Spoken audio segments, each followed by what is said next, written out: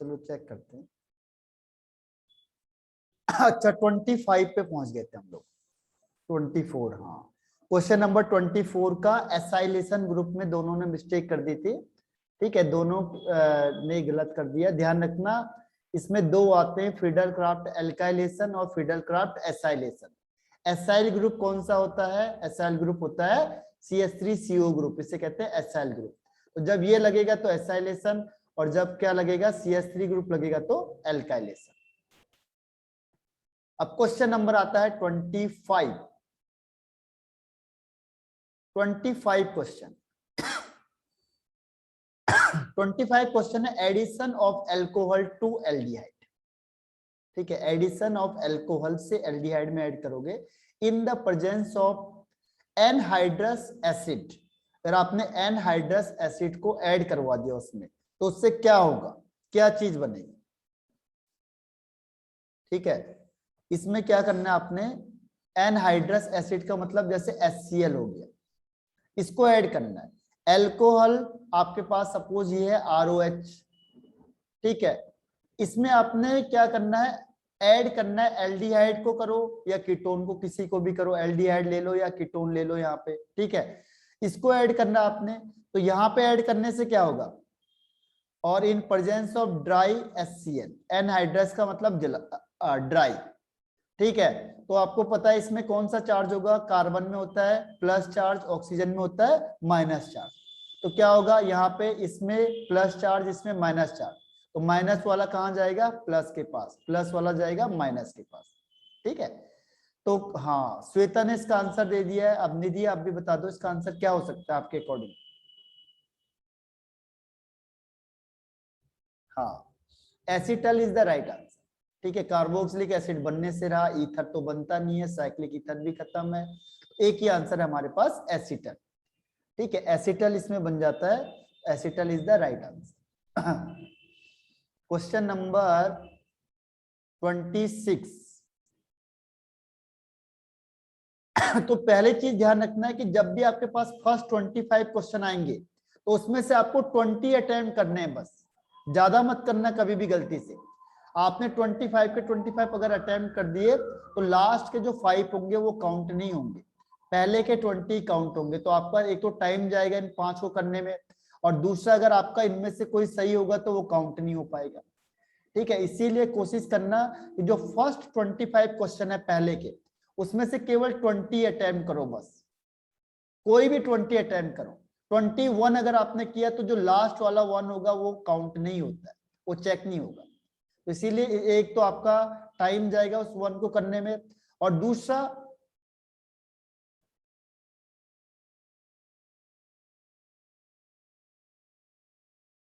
हाँ okay okay okay, फिर भी याद दिला रहे हैं, वहां पे याद रहना चाहिए, कहीं भूल गए आप। ठीक है, जल्दीबाजी में फटाफट करते करते तो फिर नुकसान हो जाएगा बहुत बड़ा, टाइम वेस्ट हो जाएगा उसमें। एक तो टाइम, इतने सारे क्वेश्चन आएंगे। ठीक है, तो अब हम करते हैं 26। आज मैं कल आपको एक दूसरा फ्रेश सैंपल पेपर भेजूंगा।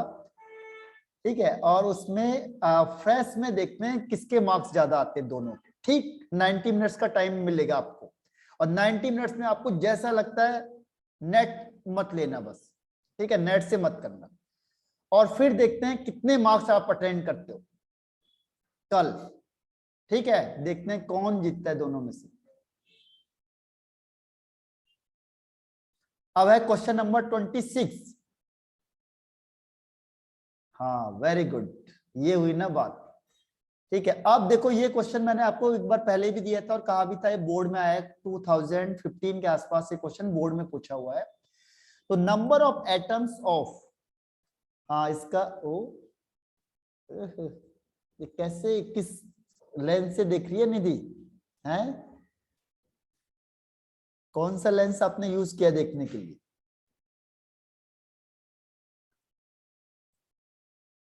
अच्छा इम्पोर्टेंट, तो इसमें से बताओ, देखो इसमें से, अच्छा इम्पोर्टेंट क्वेश्चन, हाँ ये इम्पोर्टेंट क्वेश्चन, इम्पोर्टेंट क्वेश्चन, अच्छा उसको आप दूरबीन से देखोगे, है ना? तो इसमें देखो, इसमें क्या होता है, आपको नंबर ऑफ एटम्स पूछ लिया, ठीक है, और क्वेश्चन में आपको वेट दे दिया और डेंसिटी दे दी, ठीक है, और ये क्या दे दिया, एज लेंथ दे दिया। अब देखो एज लेंथ क्या है, पिकोमीटर में, और डेंसिटी दे दी सेंटीमीटर में। तो आपको पिकोमीटर को सेंटीमीटर में चेंज करना है, पहला काम। तो 1 पिकोमीटर इज इक्वल टू 10 की पावर -10 सेंटीमीटर। तो एज लेंथ आपको दे दिया 100 पिकोमीटर, यानी 100 इंटू 10 की पावर -10, तो ये हो जाएगा 10 की पावर -8, और यहाँ सेंटीमीटर। पहला काम ये हो गया एज लेंथ, ठीक। अब देखो डेंसिटी इज इक्वल टू क्या होता है, density is equal to Z into M upon A cube into N ए।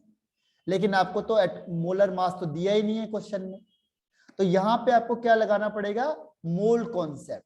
यहाँ पे आपको क्या लगाना है, mole concept. Weight upon molar mass is equal to number of atom upon Avogadro number. तो यहां से मोलर मास का क्या फॉर्मूला बनेगा, मोलर मास, इसको यहां मल्टीप्लाई करो, इसको यहां मल्टीप्लाई करो, तो W into Na upon N। अब ये हो जाएगा molar mass, W into Na upon N। अब इसकी वैल्यू को यहां रख दो, बस सिंपल सा है, ठीक है। तो यहां पे रखेंगे तो क्या होगा, देखो density is equal to number of atom into molar mass upon A cube into Na। अब आपको मोलर मास दिया नहीं है, तो आपको सब्स्टिट्यूट करना पड़ेगा उसे। तो सब्स्टिट्यूट कैसे करेंगे, अभी हमने निकाला था weight into Avogadro number upon number of atom into A cube into Na। अब देखो आसान हो गया, पूरा सॉल्व मत करना, अब देखो कैंसिल आउट हो जाएगा, तो इतनी आपको मेहनत नहीं करनी पड़ेगी, ठीक है। अब आपको निकालना है n मतलब नंबर ऑफ एटम्स।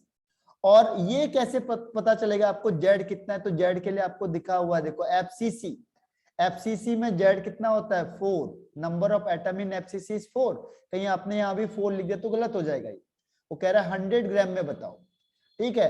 तो यहाँ पे डेंसिटी आपको गिवन है 10, तो 10 रखा is equal to 4 into weight, देखो वेट आपको दिया हुआ है 100 ग्राम, तो यहाँ पे रख दो 100 अपॉन n, तो आपको निकालना है A क्यूब का मतलब 10 की पावर -8 का क्यूब।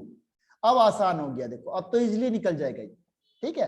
तो इस तरीके से आपको ये क्वेश्चन सॉल्व करना है, तो इसका आंसर आता है ए, ठीक है, इसका आंसर क्या आ जाएगा, ए आ जाएगा, ठीक। तो ये तरीका है, आपको इस तरीके से इसको निकालना पड़ेगा, ठीक। अब क्वेश्चन नंबर आते हैं 27 पे, समझ में आ गया 26, रिप्लाई करना yes no. Okay Nidhi and Shweta, okay. देखो ये पहले भी आया था, तो इस टाइप के क्वेश्चन अब आएंगे, तो आपको ध्यान रखना है डेंसिटी में आपको क्या करना है। क्वेश्चन नंबर 27, क्वेश्चन नंबर 27 में देखो, normality of a solution, normality of a solution of sodium hydroxide. देखो नॉर्मेलिटी वैसे आपके बोर्ड से हटा दिया है, फिर भी आप कर लो। नॉर्मेलिटी के लिए क्या करो, मोलैरिटी निकाल दो बस। और सोडियम हाइड्रोक्साइड है तो इसके लिए नॉर्मेलिटी और मोलैरिटी सेम हो जाते हैं। जिसमें भी देखो NaOH आ गया, जिसमें एक OH होगा उसमें जितना नॉर्मेलिटी उतनी मोलैरिटी है बस। अगर जैसे H2SO4 है तो इसमें 2 H है, तो जितना नॉर्मेलिटी हो जाएगा डबल इंटू मोलैरिटी बस। तो मेन आपको मोलैरिटी निकालनी है, तो क्वेश्चन इसने थोड़ा सा घुमा दिया बस। तो मोलैरिटी इज इक्वल टू क्या होता है, weight into 1000 upon molar mass into volume of solution in litre. अब आपको देखो लिखा हुआ है 4 ग्राम, तो 4 ग्राम क्या हो गया, वेट हो गया, सॉल्यूट का weight into 1000 upon NaOH, sodium hydroxide मतलब होता है NaOH। NaOH का मोलर मास आएगा 23 + 16 + 1 यानी 40, तो यहाँ पे आ जाएगा 40। और वॉल्यूम भी आपको लिखा है देखो 100 ml, तो यहाँ 100 कर दो, तो यहाँ 2 0 से 2 0 कैंसिल, 4 से 4 कैंसिल, और 1 0 से 1 0 कैंसिल, हाँ तो 1 आ गया आंसर। देखो तो कैलकुलेशन पार्ट इजी आ जाती है, ठीक है। तो इस तरीके से आपको ध्यान रखना है कि क्वेश्चन आंसर को कैसे सॉल्व करना है। हमें इजी होते हैं, प्रैक्टिस थोड़ी सी और चाहिए होती है बस। अब क्वेश्चन नंबर 28 का आंसर बताओ मुझे। क्वेश्चन नंबर 28 तो आपका सब्जेक्ट है। Double helical structure of DNA was proposed by, double helical structure of DNA was proposed by Watson and Crick and they got a Nobel Prize for that. इनको इसके लिए क्या मिल गया था? Nobel prize. इनको नोबेल प्राइज मिल गया, बताओ। ठीक है, तो इसको किया था वॉटसन एंड क्रिक। अब क्वेश्चन नंबर आते हैं 29 पे। ये पॉजिटिव डेविएशन वाला देखो, which of the following liquid pair, इसे कहते हैं azeotropes, show positive deviation. Positive deviation का मतलब क्या हो जाएगा? पॉजिटिव डेविएशन का मतलब मिनिमम एजोट्रॉप्स, इसका मतलब होता है मिनिमम एजोट्रॉप्स। तो इनमें से कौन सा एग्जांपल है जो मिनिमम एजोट्रॉप्स को शो करता है? मिनिमम एजोट्रॉप्स यानी जिसके बीच में फोर्स ऑफ अट्रैक्शन कम होगा वो मिनिमम दिखाएगा, और जिसके बीच में फोर्स ऑफ अट्रैक्शन ज्यादा होगा वो मैक्सिमम दिखाएगा, यानी उसमें नेगेटिव डेविएशन होगा। तो ऐसा कौन है जिसमें फोर्स ऑफ अट्रैक्शन कम हो जाता है? 29 क्वेश्चन, किस पे टिक लगाओगे आप?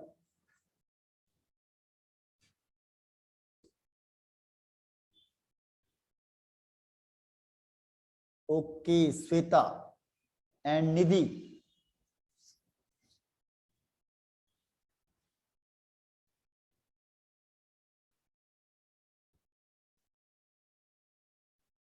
इसमें टिक का पता नहीं चल रहा है निधि, आपका कौन सा टिक है? ए बी सी डी में से पता नहीं चल रहा है। हाँ, B is the right answer, benzene methanol is the right answer. देखो इसमें ध्यान रखना, इसमें क्या होता है? इसमें नेगेटिव डेविएशन होता है, नेगेटिव डेविएशन, ध्यान रखना। Negative deviation, negative deviation, negative, केवल एक है जो पॉजिटिव वाला है। तो कई बार अगर नेगेटिव आएगा तो ध्यान रखना वाटर नाइट्रिक एसिड या वाटर हाइड्रोक्लोरिक एसिड या एसीटोन क्लोरोफॉर्म, ये तीनों नेगेटिव डेविएशन वाले हैं। और नेगेटिव को हम कहते हैं मैक्सिमम एजोट्रॉप्स, यानी जिसका बॉइलिंग पॉइंट अपने कंपोनेंट से ज्यादा हो जाएगा उसे कहते हैं मैक्सिमम एजोट्रॉप्स, और उसे नेगेटिव कहेंगे। और इसमें फोर्स ऑफ अट्रैक्शन होता है जो ज्यादा हो जाता है बाद में, मिक्सचर का फोर्स ऑफ अट्रैक्शन ज्यादा हो जाता है, इसीलिए इसे नेगेटिव बोलते हैं। तो एक ही इसमें प्लस वाला है, बाकी सारे नेगेटिव वाले। तो you are giving a right answer. Water methanol हो या बेंजीन मेथेनॉल हो, सेम आंसर है। अब क्वेश्चन नंबर आते हैं 30। वो कह रहा है decreasing value of bond angle. देखो आपने अभी 15 ग्रुप में पढ़ा था, NH3 से SbS3 में बॉन्ड एंगल डिक्रीज होता है, उसका मेन रीजन क्या है? ओके, निधि और श्वेता।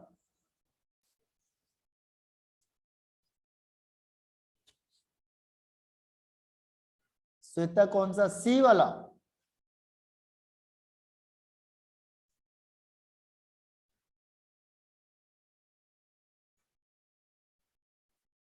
ओके, सी। तो श्वेता ने कहा है सी और निधि ने कहा है डी, तो इसका आंसर है डी। ध्यान रखना जो बॉन्ड एंगल होता है, ये मैंने उस समय बताया होगा आपको, ये किसके डायरेक्टली प्रोपोर्शनल होगा? इलेक्ट्रोनेगेटिविटी के। ठीक है, इलेक्ट्रोनेगेटिविटी अगर क्या हो गई? ज्यादा हो गई तो बॉन्ड एंगल भी ज्यादा हो जाए। इलेक्ट्रोनेगेटिविटी अगर ज्यादा होगी तो बॉन्ड एंगल भी ज्यादा हो जाए। ठीक है, तो इसलिए जो आंसर है वो निधि ने आंसर सही बता दिया। ध्यान रखना इलेक्ट्रोनेगेटिविटी से हम लोग चेक कर सकते हैं। और लोन पेयर भी जो है, लोन पेयर में क्या होता है? जैसे मैंने कहा NH3HHH, तो इसमें लोन पेयर तो है ही नहीं, क्योंकि एक ही लोन पेयर है। तो lone pair bond pair repulsion होता है। ठीक है, lone pair bond pair repulsion, लेकिन यहाँ पे बॉन्ड पेयर रिपल्सन को हम आगे प्रीफर करते हैं, क्योंकि ये दोनों आपस में लड़ेंगे, जब पास पास आएंगे तो इनमें लड़ाई होगी तो बॉन्ड एंगल बढ़ जाएगा। ठीक है, इसलिए ये वाला तो आंसर नहीं हो सकता, क्योंकि दो लोन पेयर है नहीं हमारे पास। अच्छा, lone pair bond pair repulsion, ठीक ठीक, इसमें लिखा है लोन पेयर बॉन्ड पेयर।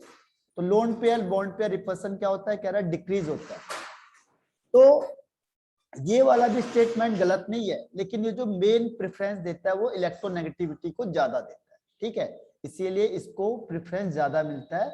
ये भी आंसर रॉन्ग नहीं है, ये भी आंसर सही है, लेकिन इसको प्रेफरेंस इसके बाद देते हैं। अगर ये ऑप्शन नहीं होता तो फिर इसके बाद ये वाला ऑप्शन टिक करते हैं, ठीक है।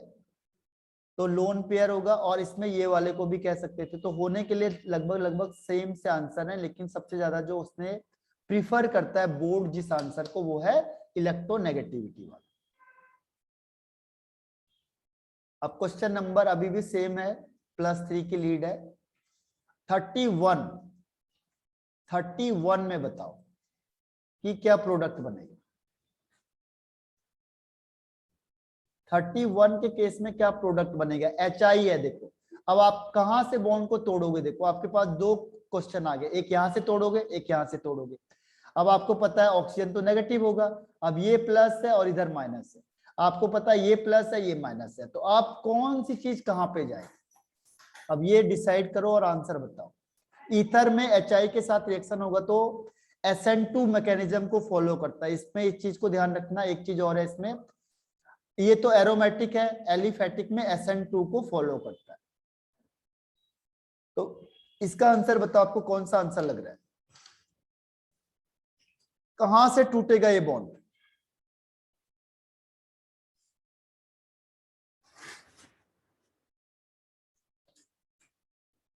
Okay, Nidhi and Shweta.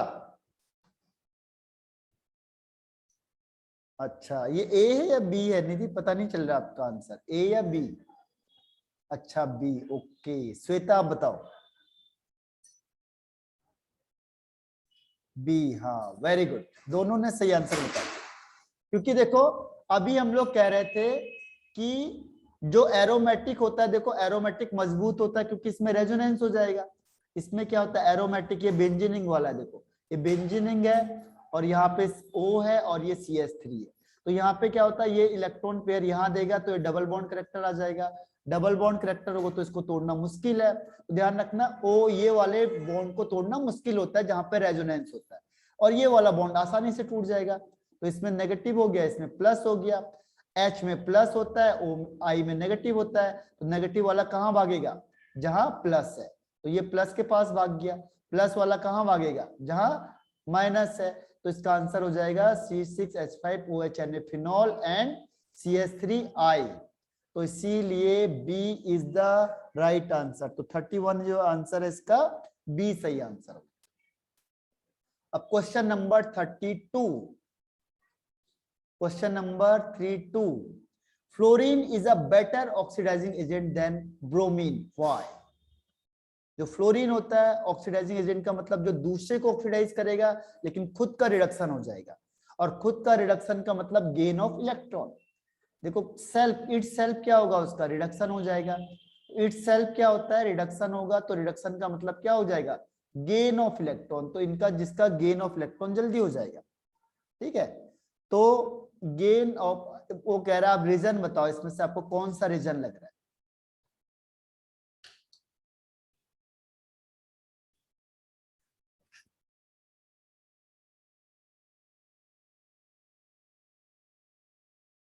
Sorry, फिर से बताना कौन सा, ABC में से एक्यूरेट पता नहीं चल रहा है। ओके, सी। और श्वेता,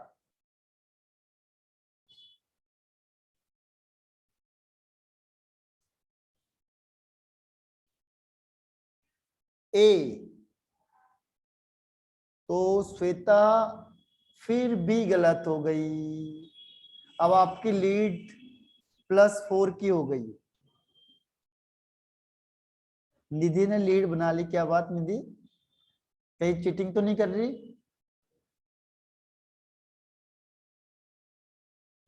इसका आंसर होगा इलेक्ट्रोनेगेटिविटी। अच्छा अच्छा, सॉरी सॉरी, तुम चीटिंग करती नहीं हो, ये गलती से बोल दिया है ना। तो इसका आंसर क्या है, इलेक्ट्रोनेगेटिविटी। तो ये जिसकी इलेक्ट्रोनेगेटिविटी ज्यादा होगी वो इलेक्ट्रॉन को जल्दी खींचेगा। देखो मैंने आपको इजी वे में बता दिया था कि बेटर ऑक्सीडाइजिंग एजेंट, इसका मतलब क्या हुआ कि जो दूसरे को ऑक्सीडाइज करेगा, लेकिन हमें दूसरे से तो मतलब नहीं है, हम कहेंगे इट सेल्फ क्या हो रहा है, इट सेल्फ क्या होगा, जिसका रिडक्शन होगा। और रिडक्शन का मतलब क्या होता है, गेन ऑफ इलेक्ट्रॉन। अब आपको पता है फ्लोरीन क्या करेगा, इलेक्ट्रॉन को बहुत जल्दी गेन करता है, क्योंकि फ्लोरीन की इलेक्ट्रोनेगेटिविटी सबसे ज्यादा होती है, ठीक है। इसकी इलेक्ट्रोनेगेटिविटी सबसे ज्यादा होती है। हाँ, okay okay okay, very good. तो उसे याद भी करना है। देखो अब रिपीटिशन तो चलता ही रहेगा, इसीलिए इसको याद करना पड़ेगा आपको। तो इसमें होता है मोर इलेक्ट्रोनेगेटिविटी ऑफ फ्लोरीन, की इलेक्ट्रोनेगेटिविटी ज्यादा होती है, इसीलिए फ्लोरीन बेटर ऑक्सीडाइजिंग एजेंट होता है ब्रोमीन से। अब क्वेश्चन नंबर 33।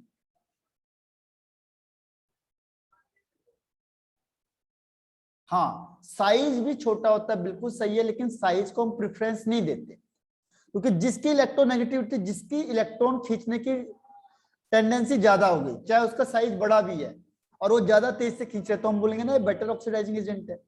यानी इसमें डोमिनेंट कौन सी चीज करेगी, डोमिनेंट। तो डोमिनेंट कौन करेगा, इलेक्ट्रोनेगेटिविटी ज्यादा डोमिनेंट कर जाता है साइज की कंपैरिजन। ठीक है, यही तो देखना है। देखो प्रैक्टिस का मतलब यही होता है कि जब आपके पास, आपको पता है कि इसके 2-3 ऑप्शन बिल्कुल सही हैं, लेकिन आपको उसमें से वो वाला ऑप्शन चूज करना है जो सबसे ज्यादा बेस्ट होगा। या कई बार ऐसा होता है 4 ऑप्शन होते हैं, चारों गलत होते हैं, तो आपको उनमें से कौन सा ऑप्शन चुनना है जो उसमें से सबसे ज्यादा सही होगा। ठीक है, आप कहोगे तो सारे गलत है, तो वो भी आपका क्वेश्चन गलत हो जाएगा। वो कहता है कि हमें पता है सारे गलत है, लेकिन इनमें से बताओ जो कौन सा उसके ज्यादा नजदीक है, इसमें से कौन सा ज्यादा सही है, और ऐसे चारों सही होंगे तो सबसे ज्यादा बेस्ट कौन सा है। तो ऐसे देता है ताकि आपको चेक करेगा आपकी नॉलेज कितनी है। ठीक है, तो 32 का आंसर सी हो गया, यानी लीड हो गई निधि की 5 की है।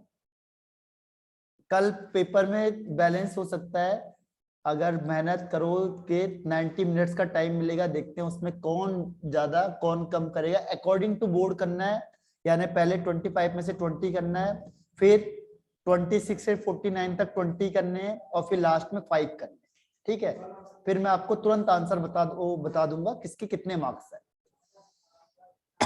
अब देखो ये क्वेश्चन है, कंसीडर द फॉलोइंग रिएक्शन। आपको रिएक्शन दे दी C2H5Cl AgCl। देखो ये बहुत क्वेश्चन ट्रिकी क्वेश्चन आया है। हाँ, तो जिस समय आपका टाइम होगा उसके अलावा बता देना मुझे। अच्छा 8 to 10 है आपका ना, तो उसके बाद हम रखेंगे। फिर 8 to 10 है तो आप 1 आवर्स को रेस्ट करो, 11 से करेंगे फिर हम लोग। ठीक है, तो 8 to 10 जैसे आपका हो जाएगा, उसके बाद आप आओगे घर और रेस्ट करो आराम से, उसके बाद 11 से पेपर सॉल्व करो, फिर हम उसको डिस्कस करेंगे आपने गलती कहाँ करी। ये सबसे बढ़िया चांस है आपका फुल मार्क्स लाने का, और ऑफर है मेरे पास, मैंने पहले वालों को भी दिया हुआ है, जिसके मार्क्स 33, 34, 35 आए तो उसको बहुत बड़ा गिफ्ट दिया जाएगा, बहुत बड़ा। ठीक है, अगर 33, 34, 35 आए, जितनी आपकी फीस आपने दी होगी उससे भी आपको ज्यादा अमाउंट का वो मिलेगा, प्राइज मिलेगा ओवरऑल। तो इसीलिए अगर 33 भी मार्क्स आ गए आपके बोर्ड में, और ये सबसे बढ़िया है, हाँ बोर्ड में। ठीक है, और ये सबसे बढ़िया चांस है आपके लिए मार्क्स लाने का, क्योंकि देखो रिपीट हो रही है, आप एग्जाम में जाओगे तो आपको कोई भी क्वेश्चन अलग सा नहीं लगेगा। ठीक है, 33 भी लाते हो आप तो आपको, हाँ पूरे जितना आपने दिया है उससे भी डबल ट्रिपल अमाउंट आपको प्राइज में मिलेगा। ठीक है, इसीलिए इसमें मेहनत करो और देखो आप ला सकते हो, क्योंकि क्वेश्चन आपको बिल्कुल अलग नहीं मिलेगा। तो देखो अब यहाँ पे कंसीडर द फॉलोइंग रिएक्शन, आपको ये रिएक्शन दे दी है, बोला बताओ मेजर प्रोडक्ट कौन सा होगा। तो इसमें से मेजर प्रोडक्ट कौन सा होगा।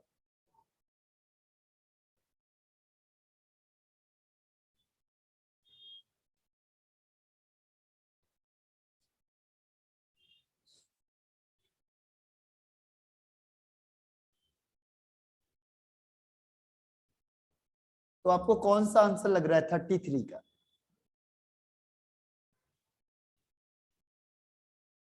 ये क्वेश्चन भी आपका बोर्ड में पूछा हुआ क्वेश्चन है।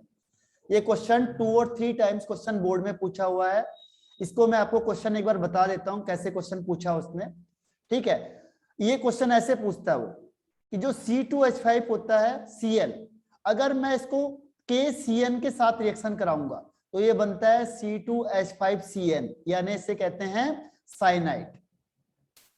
ठीक है। और अगर मैंने इसी रिएक्शन को, देखो यही रिएक्शन और मैंने इसको करा दिया AgCN के साथ, तो ये बनाता है आइसोसाइनाइड, ये बनाता है NCY, इसे कहते हैं आइसोसाइनाइड। ये बोर्ड में 2-3 बार क्वेश्चन पूछ लिया है, तो ये इसी तरीके का क्वेश्चन है। ठीक है, इसका अभी मैं रीजन बताता हूं, पहले आप इसमें से आंसर आप बता दो, आपको मैंने हिंट दे दिया इतना बड़ा। अब बताओ आपको इनमें से कौन सा आंसर लग रहा है। Okay, Nidhi and Shweta.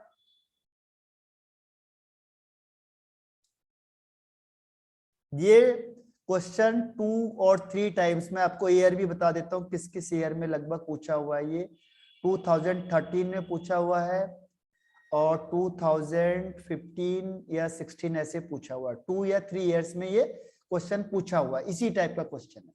ठीक है, हाँ दोनों ने सही आंसर बताया। देखो अब मैं इसका रीजन बता देता हूँ क्या होता है। जब KCN को आप यूज करते हो, KCN या NaCN को आप यूज करते हो, तो ये आयनिक कंपाउंड होता है। ये कैसा कंपाउंड होता है? Ionic compound. तो जब आयनिक कंपाउंड होता है तो ये किसमें टूटेगा? K+ में या Na+ में और Cn- में। तो Cn- होता है तो Cn अटैक करता है किसके पास? कार्बन के पास, इसीलिए क्या बना देता है? साइनाइड बना देता है। लेकिन जब आपने इसको किसके साथ मिला दिया? AgCN के साथ मिक्स हो गया, तो AgCN वाला जो कंपाउंड होता है ये होता है कोवैलेंट। ये होता है इसके बीच में कोवैलेंट बॉन्ड होती है, यानी कोवैलेंट कंपाउंड होता है। तो कोवैलेंट में कोई बॉन्ड तो बनता नहीं है, तो नाइट्रोजन के पास इलेक्ट्रॉन पेयर होते हैं। तो अब ये कार्बन जो आता है आपके पास, ये वाला कार्बन, क्योंकि Cl तो इससे निकल जाएगा बाहर, तो इसमें प्लस चार्ज आता है। तो ये क्या करता है? नाइट्रोजन इसको डोनेट कर देता है इलेक्ट्रॉन, क्योंकि अब नाइट्रोजन फ्री है, ये वाला बॉन्ड जल्दी से टूटेगा नहीं क्योंकि ये कोवैलेंट बॉन्ड होता है। तो नाइट्रोजन के थ्रू ये कार्बन क्या होता है? अटैच हो जाता है, इसीलिए ये बनता है आइसोसाइनाइड।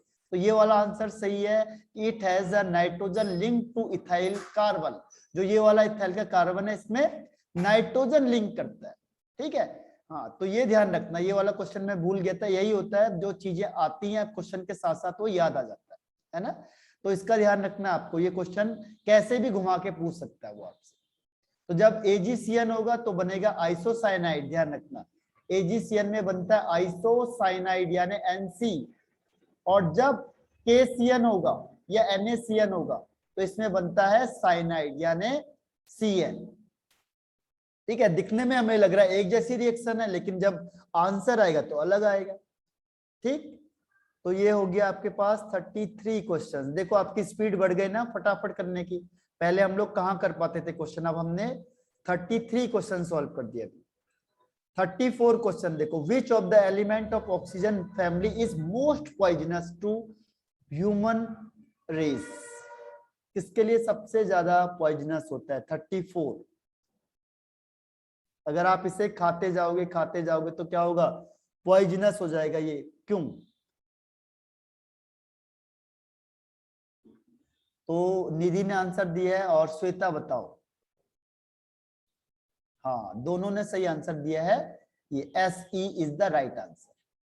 ठीक है, ये है selenium is the right answer. जैसे आप खाते जाओगे एकदम से नहीं होता, धीरे धीरे धीरे करके। अगर ह्यूमन बॉडी में जाता तो धीरे धीरे करके क्या करता है, ये लॉन्ग टर्म में ये अफेक्ट करता है हमारी हेल्थ को, अगर ये फूड या वाटर के थ्रू हमारी बॉडी में इनटेक करते हैं। अब question number 35, question number 35, which in which case formation of butane nitrile is possible? इसमें कौन सा केस ऐसा है जिसमें क्या होगा?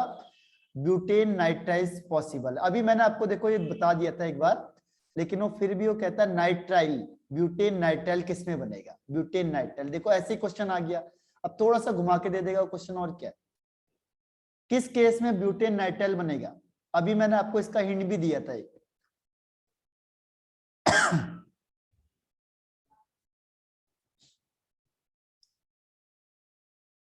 ए या बी? अच्छा श्वेता, ए ब्यूटेन नाइट्राइल, ब्यूटेन। अच्छा ए, ओके। दोनों ने ए पे किया है क्या? दोनों का ए है? फिर से बताना, ABCD मैं दूर लिख रहा हूं। अब फिर से बताना, श्वेता ए, अच्छा श्वेता का ए, और निधि हाँ ब्यूटेन नाइट्राइल। तो बताओ ए या बी? ए, ओके चेक करते। देखो अभी मैंने इस क्वेश्चन का आंसर बताया था, इसके साथ नहीं करेगा क्योंकि OH के साथ करता ही नहीं है, अभी देखो हो गया। अब यहाँ पे देखो, यहाँ पे क्या करेगा, Br को हटाएगा, Cn ले आएगा, तो CH3Cn, तो कितने कार्बन हो गए, 4 कार्बन हो गए। देखो क्वेश्चन चकरा के दे दिया, सब बोलेंगे 3 कार्बन है तो ब्यूटेन कैसे बनेगा। देख रहे हो आप लोग, आप दिख भी रहा है कि 3 कार्बन है तो ब्यूटेन, लेकिन ओवरऑल कितने हो गए, 3 + 1 4 हो गए, तो यू आर राइट। ऐसे चकराता है वो। और ये देखो ये 4 है, C4H9Cn, तो C4 और 1 5 हो गए, तो 5 के लिए क्या हो जाएगा, पेंटेन, पेंटेन नाइट्राइल। तो इसी तरीके से वो कंफ्यूज कर देता है वो, दिखने में सबको लगेगा ये देखो ये ब्यूटेन है, यही होगा, ये नहीं होगा, ध्यान रखना, ये केवल ClBr को ही अलग करता है, जैसे मैंने अभी पहले बताया था, OH के साथ नहीं करेगा। ठीक है, तो यहाँ पे आंसर हो जाएगा ए। हाँ निधि कुछ पूछ रहे हो आप? तो दोनों ने सही आंसर बताया है।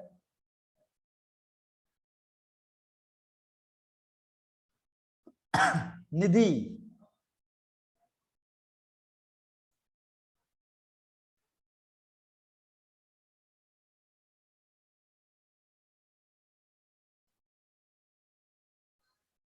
अब क्वेश्चन नंबर 36, अरे कौन सा चला गया है, question number 36, which part of the protein molecule is responsible for function and activity of the protein? Secondary structure, peptide bond, primary structure and binding sites. बहुत बढ़िया क्वेश्चन पूछ लिया इसमें। कौन सा ऐसा है जो क्या होगा, फंक्शन और एक्टिविटी के लिए रिस्पॉन्सिबल होता है? ओके निधि और श्वेता, हाँ दोनों ने सही आंसर बताया, पेप्टाइड बॉन्ड होता है जो this is responsible for activity and responsibility. तो यहां तक आपने बिल्कुल सही कहा है। एक और क्वेश्चन लेते हैं आज के लिए, लास्ट क्वेश्चन 37 है। तो देखो आज आपने काफी क्वेश्चन कर दिए सॉल्व, है ना।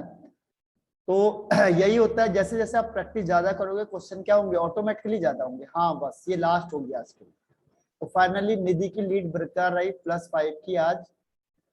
Next day we will see 37 और लास्ट क्वेश्चन आज का, AgBr क्रिस्टल में बताओ Na जो आयन साइज का लाई इन द, ये साइज हो गया, तो बताओ इसमें से कौन सा डिफेक्ट शो करेगा,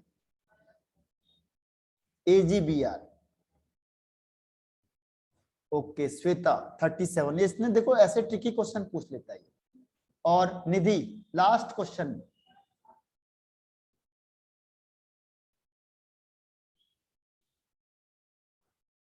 दोनों ने आंसर गलत दे दिए। इसका आंसर है देखो AgBr को ध्यान रखना, AgBr एक ऐसा कंपाउंड है जो फ्रैंकल डिफेक्ट और शॉर्ट की डिफेक्ट दोनों शो करता है। ये आपको कई बार मैंने पूछा था, याद करो जरा। AgBr एक, हाँ डी, AgBr एकमात्र कंपाउंड है। देखो उसने क्वेश्चन घुमा के दे दिया, सब लोग पता नहीं क्या सोचने लगेंगे, अच्छा पता नहीं क्या है, उसने क्वेश्चन को घुमा दिया बस। ठीक है, यहाँ दे दिया, सब लोग उसका आइडिया अलग लगाएंगे, और आंसर क्या है, AgBr only the compound which show Schottky and Frenkel defect, तो D is the right answer। तो आज के लिए इतना बहुत है, ठीक है, कल मिलते हैं फिर 11 o'clock के आसपास, ठीक है, and bye bye, have a nice day, bye bye.